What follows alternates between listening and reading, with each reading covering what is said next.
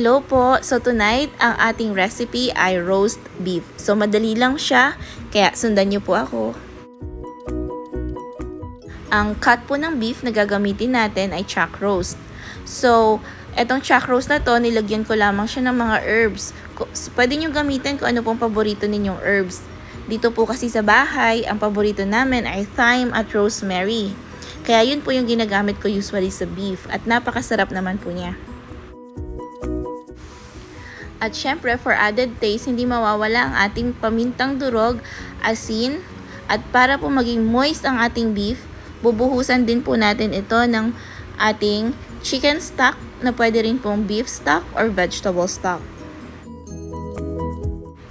At sasarap din po ito kung marami kayong garlic powder o kahit yung fresh na garlic po, basta imi-mince nyo lang po siyang mabuti.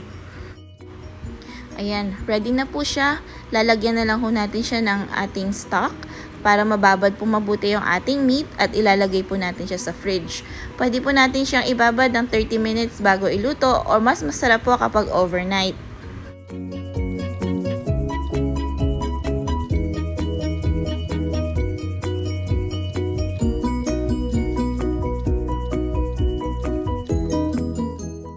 At ngayon po na ready na yung beef natin, nilagay ko siya sa baking rack at lulutuin natin siya sa 375 degrees Fahrenheit for 55 minutes.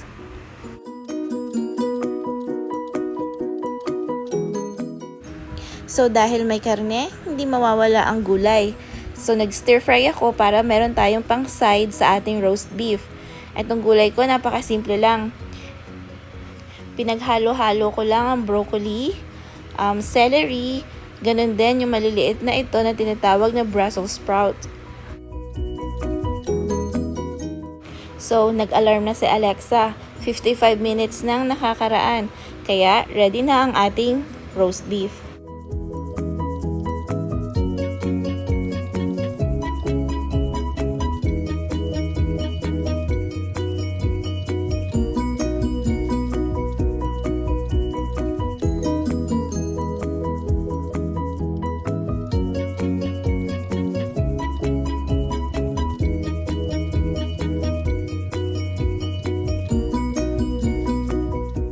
Pwede na ho nating itry kung luto na siya. Dito po sa bahay, mahilig kami sa medium well na luto ng roast beef or kahit sa anong klase ng steak.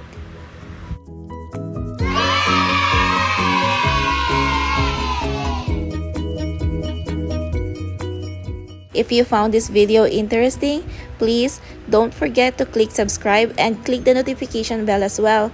Maraming salamat po sa inyong panonood.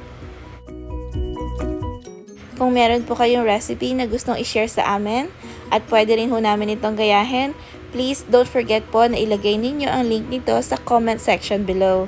Maraming salamat po and ingat po sana kayo palagi.